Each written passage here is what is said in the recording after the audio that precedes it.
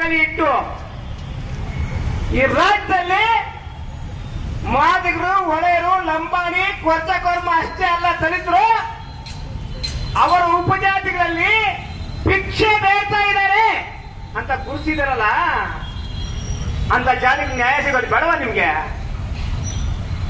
ಪುಂಖಾನುಪುಂಖವಾಗಿ 50 ವರ್ಷದಿಂದ ಸಾಮಾಜಿಕ ನ್ಯಾಯ, ಅಂಬೇಡ್ಕರ್ ಜಿಂದಾಬಾದ್, ನಾನು ಪಕ್ಕ ಅಂಬೇಡ್ಕರ್ ವಾದಿ ಅಂತ ಹೇಳ್ಕೊಂಡು ಭಾಷಣ ಮಾಡಿ ಜಿಲ್ಲೆಯಲ್ಲಿ, ತಾಲೂಕಲ್ಲಿ ನ್ಯಾಯಮೂರ್ತಿ ಎಲ್ಲಿ ಅಡಕ್ಬಿಟ್ರಿ? ಎಲ್ಲಿ ಮಾನ ಮರ್ಯಾದೆ ಇಲ್ವೇನ್ರಿ ನಿಮಗೆ?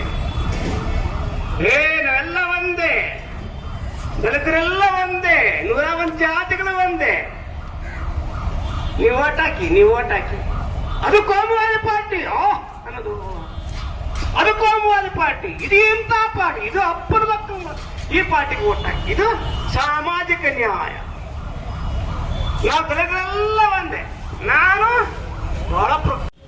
ಎಲ್ಲವೂ ಕೂಡ ಯಾವುದೇ ಕಾರಣಕ್ಕೂ ಖರ್ಚು ವೆಚ್ಚಗಳಲ್ಲೂ ಕೂಡ ಯಾವುದೇ ರೀತಿ ಹೊರೆ ಯಾರೊಬ್ಬರ ಮೇಲೆ ಬರಬಾರದು.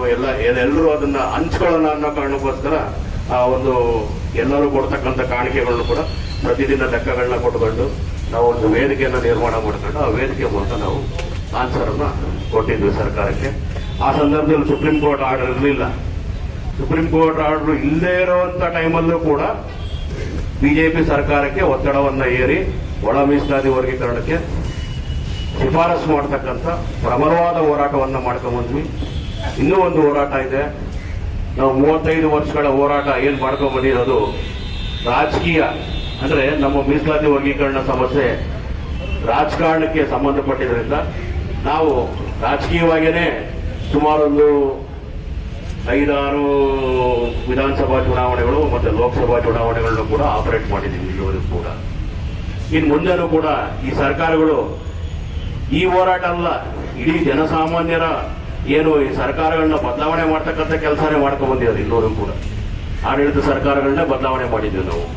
ಅಂತ ಹೋರಾಟ ಇದಾಗಬೇಕು. ಇನ್ನು ಹೊರಗಡೆ ಮಾಡೋ ಕೆಲಸಗಳು ಸಿಕ್ಕಾಪಟ್ಟೆ ಇದೆ, ಬರೀ ಇಲ್ಲಿ ಮಾಡೋದಷ್ಟೇ ಅಲ್ಲ. ಈಗೇನು ಎಲ್ಲರೂ ಕೂಡ ಒಬ್ಬೊಬ್ರು ನನ್ನ ಸಮುದಾಯದಲ್ಲಿ ಎದ್ದು ಕೂತ್ಕೊಂಡಿದ್ದಾರೆ, ನಮ್ಗೆ ಅದಾಗಬೇಕು, ನಮ್ಗೆ ಇದಾಗಬೇಕು, ನಮ್ ಜನಸಂಖ್ಯೆ ಜಾಸ್ತಿ ಇದೆ, ನಿಮ್ ಜನಸಂಖ್ಯೆ ಜಾಸ್ತಿ ಇದೆ. ಅದಕ್ಕೆ ಸಂಬಂಧಪಟ್ಟಂತೆ ಬಹಳಷ್ಟು ಕಡೆ 2-3 ತಂಡಗಳು ಬುದ್ಧಿಜೀವಿಗಳು ಕೂಡ ಈಗಾಗಲೇ ವರ್ಕ್ ಮಾಡ್ತಾ ಇದ್ದಾರೆ ಬೇರೆ ಬೇರೆ ಕಡೆ. ಯಾವ ರೀತಿ ಅದಕ್ಕೆ ತಕ್ಕನಾದ ಉತ್ತರಗಳನ್ನ ಕೊಡಬೇಕಂತ ಹೇಳ್ಬಿಟ್ಟು ಕಾನೂನು ಪ್ರಕಾರ ಇದು ಯಾವ ರೀತಿ ಬಗೆಹರಿಸಬೇಕು ಅಂತಕ್ಕಂಥದ್ದು. ಆದ್ರಿಂದ ಈ ಒಂದು ಹೋರಾಟ ನಾವು ಕೂಡ ಅದಕ್ಕೆ ನಮ್ಮ ಆ ಹೋರಾಟನ ಕ್ಯಾನ್ಸಲ್ ಮಾಡಿಕೊಂಡು ಇದೇ ಹೋರಾಟದ ಜೊತೆ ಇದೇ ವೇದಿಕೆಯನ್ನು ಸಾಮೂಹಿಕ ವೇದಿಕೆ ಮಾಡಿಕೊಂಡು ಎಲ್ಲರೂ ಒಟ್ಟಿಗೆ ಸೇರಿ ಮಾಡೋದಾದ್ರೆ ಮಾತ್ರ ನಾವು ಇದರಲ್ಲಿ ಭಾಗವಹಿಸ್ತೀವಿ ಅಂತ ಕಂಡೀಷನ್ ಹಾಕೊಂಡು ಬಂದಿದ್ದೀವಿ ನಾವು. ಅದಕ್ಕೆ ನಾವು ನಿಮ್ಗೆ ರಿಕ್ವೆಸ್ಟ್ ಮಾಡೋದು ಏನಪ್ಪಾ ಅಂತಂದ್ರೆ, ದಯವಿಟ್ಟು ಮಾದಿಗ ಅನ್ನೋ ಪದ ಬರೋ ಹಂಗೆ ಮಾಡ್ರಿ, ಎಲ್ಲರೂ ಸೇರಿ ಚರ್ಚೆ ಮಾಡಿ ಆಯ್ತಾ. ಮಾದಿಗರದ್ದು ಒಂದು ಬ್ಯಾನರ್ ಇದ್ರೆ ನಮ್ಗೆ ಒಳ್ಳೇದು ಅಂತ ಅಂದ್ಬಿಟ್ಟು ನಮ್ಮ ರಿಕ್ವೆಸ್ಟ್ ಇದೆ.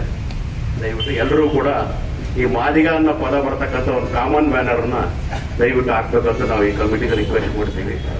ಆಮೇಲೆ ಎರಡನೇದಾಗಿ, ನಮಗೆ ಕೆಲವು ಹೋರಾಟಗಾರರಿಗೆ ಸಾಧ್ಯ ಇದೆ ಕೂತ್ಕೊಳ್ಳೋಕ್ಕೆ ಅಹೋರಾತ್ರಿ, ಕೆಲವು ಹೋರಾಟಗಾರರಿಗೆ ಕೂತ್ಕೊಳ್ಳೋಕೆ ಸಾಧ್ಯ ಇಲ್ಲ ಆಯ್ತಾ. ಆರೋಗ್ಯದ ಸಮಸ್ಯೆ ಇದೆ. ನಾವು ಈಗಾಗಲೇ ಹೋರಾಟಗಳು ಮಾಡ್ಕೊಂಡ್ಬಂದ್ವಿ.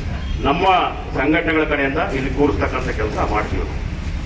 ಆ ಕೆಲಸ ಮಾಡ್ತೀವಿ. ಸಾಧ್ಯವಾದ್ರೆ ಒಂದೊಂದು ಜಿಲ್ಲೆಯವರು ಒಂದೊಂದು ದಿನ ಬೇಕಾದ್ರೆ ಒಪ್ಕೊಂಡು ಬೇಕಾದ್ರೆ ಕೆಲಸ ಮಾಡ್ಬೋದು.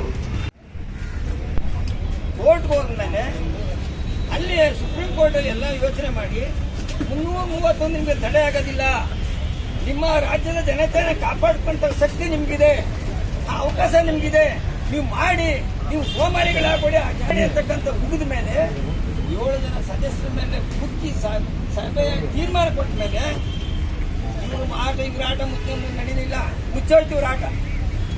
ಆಗ ನಾವು ಮತ್ತೆ ಜೋರಾದವು ನಮ್ಮ ನೋವಿಗೆ. ಆಗ ಹೌದಪ್ಪ ಮಾಡ್ತೀವಿ, 345 ವಿಧಿ ಇಲ್ಲ, ತಡೀದಿಲ್ಲ, ಅದು ಆರ್ಟಿಕಲ್ ತಡೀದೇ ಇಲ್ಲ, ನಾವು ಮಾಡ್ತೀವಿ ಅಂತ ಸಮಾಧಾನ ಪಡಿಸಿದ್ರು. ಎಲ್ಲ ಸಭೆ ಸಮಾಧಾನ ಬಂದು ಮಿನಿಸ್ಟ್ರಿಗಳು, ಮುಖ್ಯಮಂತ್ರಿಗಳು ಎಲ್ಲ ಬಂದರು. ತಲೆ ಸವರಿದ್ದೆ, ಲೀಡರ್ಗಳಿಗೆ ಬೆಂಚ್ ತಟ್ಟಿದ್ದೆ. ನಾವು ಖುಷಿಯಾಗಿಬಿಟ್ಟು ನಾವು ಮಿನಿಸ್ಟ್ರಿ ಕಳಿಸಿದ್ದು, ನಮ್ಮ ಬಗ್ಗೆ ಮಾತಾಡ್ಬಿಟ್ರು ಅಂತ ಖುಷಿಯಾಗಿ ಬಂದಿದೆ. ಆದರೆ 2005ರಲ್ಲಿ ಇದೇ ಕಾಂಗ್ರೆಸ್ ಸರ್ಕಾರ ಕಾಲದಲ್ಲಿ, ಅವ್ರ ಕಾಲದಲ್ಲಿ ಸದಸ್ಯ ಆಯೋಗ ಮಾಡ್ತೀವಿ. ಅವಾಗ ಮಾಡಿ ಆದ ತಕ್ಷಣ ನಮಗೆ ಸೌರಿ ಹಂಗೆ ಮಾಡಿದ್ರು. 341 ವಿಧಿ ನಮಗೆ ಆರ್ಟಿಕಲ್ 341 ತಡೀತಾ ಇದೆ. ಆಗ ಬಂದಂತ ಸಾಹೇಬರುಗಳು ಅಥವಾ ನಮ್ಗೆ ಆಗದೆ ಇರ್ತಕ್ಕಂಥವ್ರು ಇದು ಅಂಕಿಅಂಶ ಸರಿ ಇಲ್ಲ,